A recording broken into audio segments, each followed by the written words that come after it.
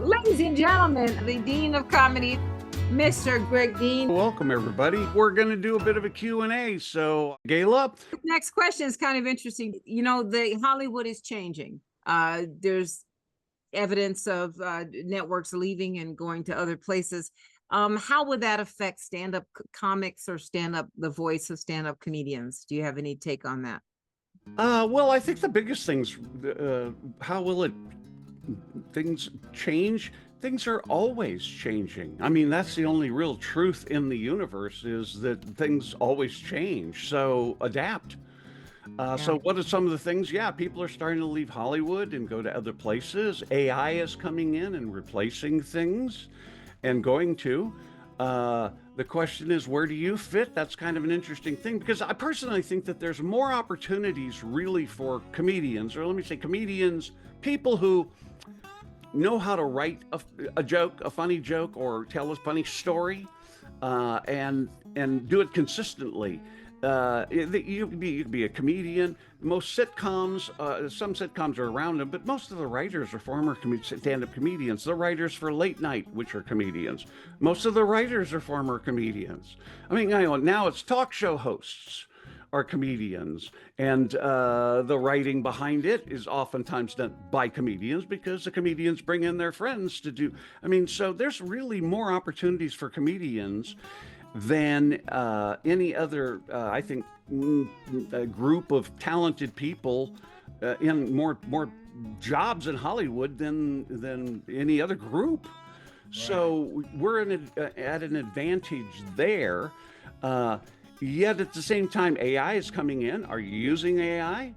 Are you figuring out a way to get your comedy? Are you developing one of those avatars for yourself, so you can write your jokes and put it up and people know it's an avatar, and so on and so forth.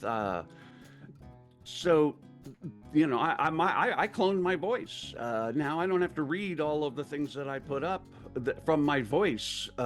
It's the computer with my voice. I gave it 3 hours of me, and so it's cloned my voice very, very nicely. Right. So the question is, how, instead of fighting everything, the other thing, there's one more thing really important. Okay.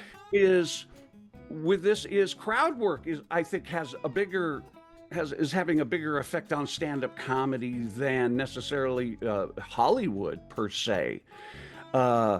You can't keep up today if you can't do crowd work, because the internet burns material so quickly. You go up and do it a couple times, it goes out there to all these different places. Especially if you get some kind of a streaming or network opportunity.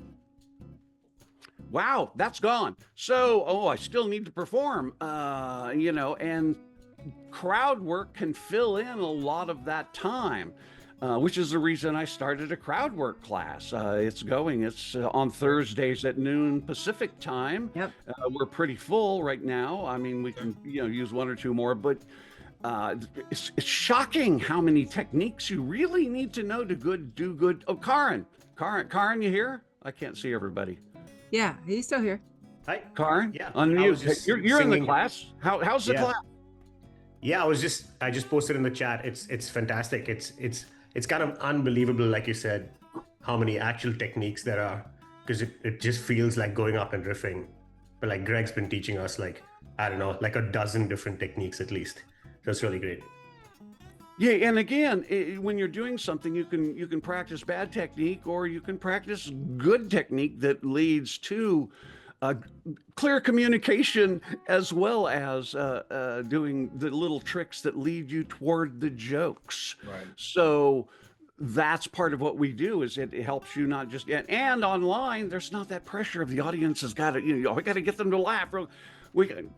I make it a very comfortable situation. Say, hey, relax, work on the techniques, because when you work on the techniques and you nail the technique and you're being creative with it, we're all laughing really, really hard, and that's really, really good. And when we're not, we can sit and chat and talk about it in a very, in a comfortable way, so we can say, oh, let's work on this technique instead. So there we go.